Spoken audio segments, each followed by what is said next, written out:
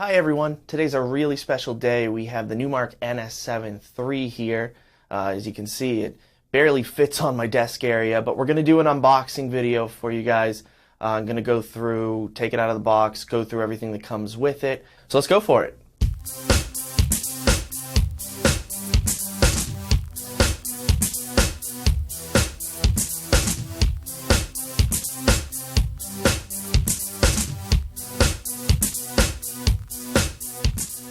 And here it is, the Numark NS7III and all of the box contents.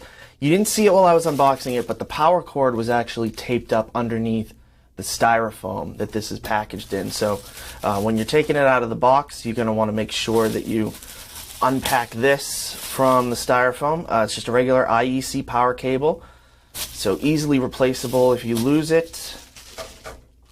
Here's the NS7 manual and some other goodies.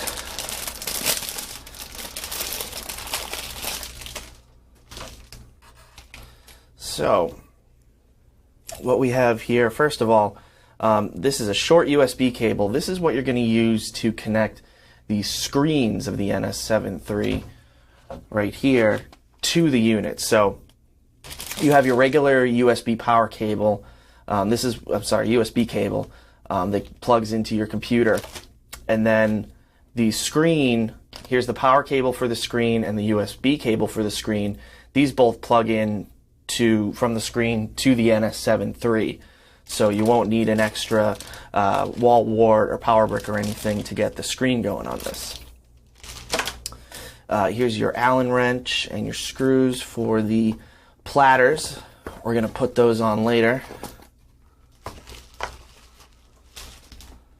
And what else is in here? We have the NS7III manual, your warranty safety information, which of course is always great, and some instructions on how to get your software. You're going to want to register your controller on the Numark website and download Serato DJ from the Serato website.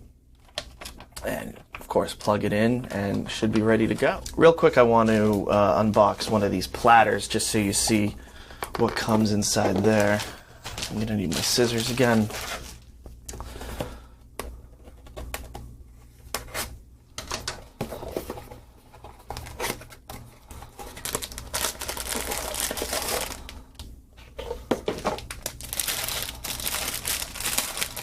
And here is the platter.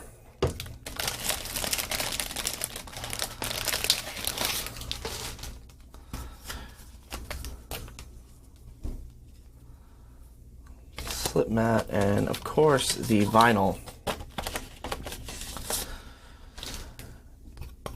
that you're going to put on there as well. You have these two notches here. You want to line these up on the platter just like that. It might take a couple times because as soon as you get this thing on here, it kind of moves.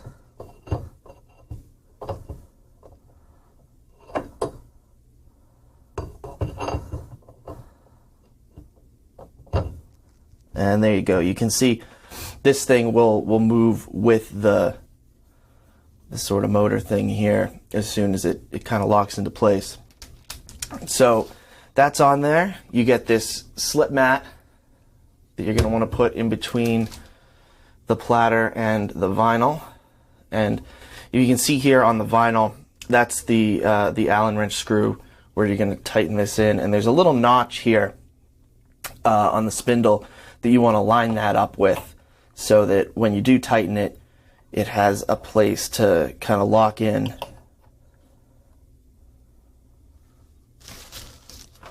Got this trusty Allen wrench that was included, and you just want to tighten this down.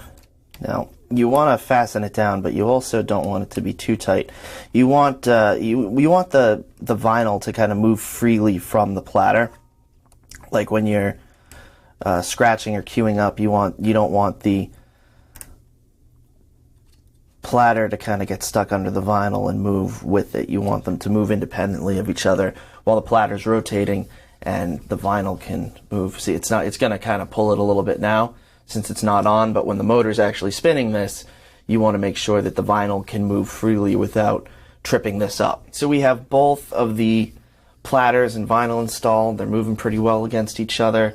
Let's get the screen on. This is just going to slide on to these. There you go. And these actually have some plastic on them we'll take off.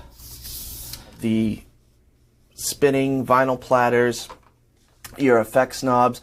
All of the knobs on this are capacitive touch, so you can actually engage and disengage things just by touching the tops of the knobs here. You have your dedicated filter knob, all of your channels. So what's cool about this is you'll actually get real-time feedback with your waveforms from Serato on these two left screens, and then in the middle you'll be able to browse your library and quickly load it to either the A deck or B deck, and you'll see all that on the screens. You can actually, just like with the Envy, you can potentially do everything with your laptop closed. The microphone section over here with your gain, bass, and treble. Switch the microphone on or off. That's an XLR combo jack, so you can use an XLR or a 1/4" crossfader contour, and your crossfader assign where you want everything to go. You get 4 decks in Serato with this, so you can assign those however you'd like right here. Over here is your Q section.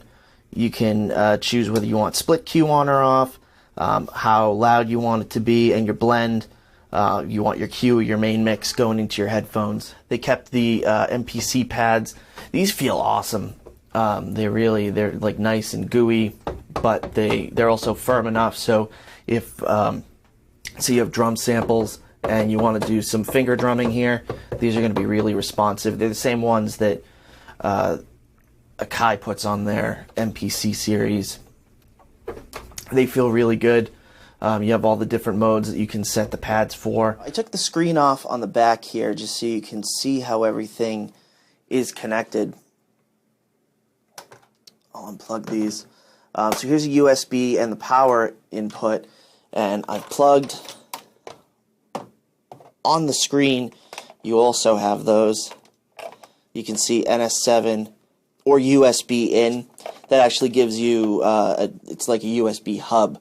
And that's where you would go ahead and plug in your computer. And this just goes right here into the NS7. Right behind the left platter is the output section where you get your balanced outputs, your master, your booth, and your main power. And that's the Numark NS7III. I hope you enjoyed this video. If you have any questions or comments, please leave them in the section below. And stay tuned for more videos. Thanks for watching. Until next time.